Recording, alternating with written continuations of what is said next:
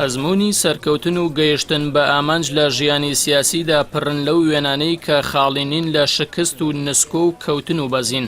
مێژوو پڕە لە ڕوودا و لە قوربانی لە بێبەهاکردنی مرۆڤەکان پڕە لەو چیرۆکانەی کە ئیرادەی تیاسڕاوەتەوە و مۆڕاڵ تیایەنداونە بەشی هەرە گەورەی ئەمانە هێزی ڕۆح و ویژدان و دەروون بەرزی مرۆڤەکان بوونەتە قوربانی تیاندا فراوانترین ڕوبەریشیان بۆ ئەو تێگەیشتنە تەرخان کراوە کە پێویستە گۆڕانکاری دروست بکات یاخود واقعێک تێپەڕێنێت کە هاوسەنگی ژیانی تێکداوە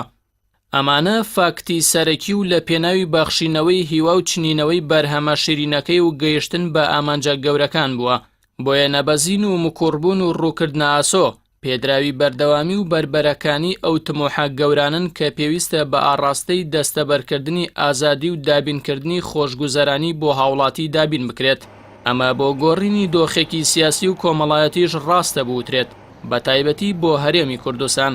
لەو ڕووبەری دەسەڵاتی کە نوخبەیەکی سیاسی دەستیان بەسەردا گرتووە لە کاتێکدا زیاد لە چارەکە سەدەیەک قۆرخ کراوە پاسەوان و هێزی شاراوی بۆ دروست کراوە و ڕانگەڕێژ کراوە و وێنەی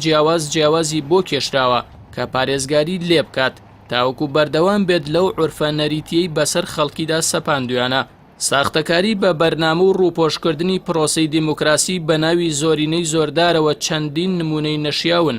وەکو پاساوی هێشتنەوەی خۆیان و جەختکردنەوە لە شەرعی بوونیان لە دەسەڵاتدا زۆربەی هەڵبژاردنەکانی هەرێمی کوردستان لە 1992ەوە تاوەکو دوایین هەڵبژاردن لە 12/5/2018 گزیکاریان تێداکراوە و سندوقەکانیان بە دەنگی زیادە و وەهمی و چەندبارە پێپڕکراونەتەوە بەڵام خەڵکی کوردستان خۆشبەختانە لەو وێزگانەیان تێپەڕاندووە و بەردەوام بوون پاشەکشەیان نەکردووە ناومێد نەبوون و بە هیواوە لە داهاتوویان ڕوانیوە بەڵگەی ئەم ڕاستیانش بەشداری کارایان بووە لە هەڵبژاردنەکان بنکەکانی دەنگدانیان قەرەباڵغ کردووە سڵیان لەوە نەکردووەتەوە کە دەسەڵات هێزی هەیە لە چەکدار و لە پارە و لە کڕینی ویژدان لە ترس و تۆقاندن بەڵکو ورەی بەرز و ئیرادەی بڕوابوون بۆ گەیشتن بە ئامانجەکان هێزێکی نوێی پێبەخشیون لە بەرامبەر ئەم ملمەلانەیەنەدا کە ڕۆژ بە ڕۆژ لە کۆتاییەکانی دەسەڵاتی خۆسەپێنی کوردی نزیک دەبینەوە گرنگ ئەوە نییە کەی دەسەڵات کۆتایی دێت بەڵکو ئەوە پێوەرە بۆ تەمەنی دەسەڵاتی ستەمکار و خۆسەپێن کاتێ خەڵک بێزار و تووڕەبوون لێ و پشتی لە پشتیوانی خەڵک خاڵی بوو ئیتر بە ڕاستەقینە کۆتایی هاتووە باوەکو خۆی بە بەهێز نیشان بدات لێرەدا گرنگ دروستبوونی ئەو شەپۆلە کاریگەرەیە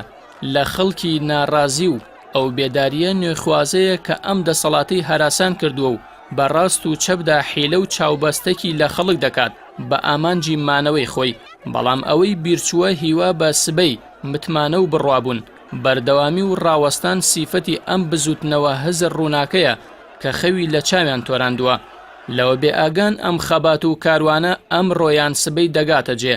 ئەو ئەزمونانیان لەیاد کردووە ئەوەی ئەمڕۆ قوربانی و ژێردەستە و بێهیوا کراوە بۆ سبەی سەربازی دەستپێکی شۆڕشێکی مەدەنی و پڕپەیامن ئەمەیە کە پێمان دەڵێت هەڵبژاردن میکانیزمێکی بەهێزی بەخشینەوەی هیوا و گێڕانەوەی ورەیە بۆ هەستانەوە سیمایەکی گەشی پرۆسەی دیموکراسیە بۆ قبوڵکردنی یەکدی دەکرێ هەمووان بەو بڕوایەوە لێی بڕوانین و بە پیرەوە بچین تاوەکو بیسەلمێنین هێزی گۆڕانکاری و ئیرادەی بەردەوام و ڕوانین بۆ لووتکە خەسڵەتی هەمیشەی ئەم هێزە سپیەیە لە بەرامبەر هێزە بێئاسۆ و خاڵیەکاندا لە هەموو ناوەڕۆکێکی بەرپرسیارەتی ئەخلاقی سیاسی کە ڕێگای جیاواز تاقی دەکەنەوە بە هەنجەتی مانەوەی ئەبەدیان لەسەر کورسی سیاسی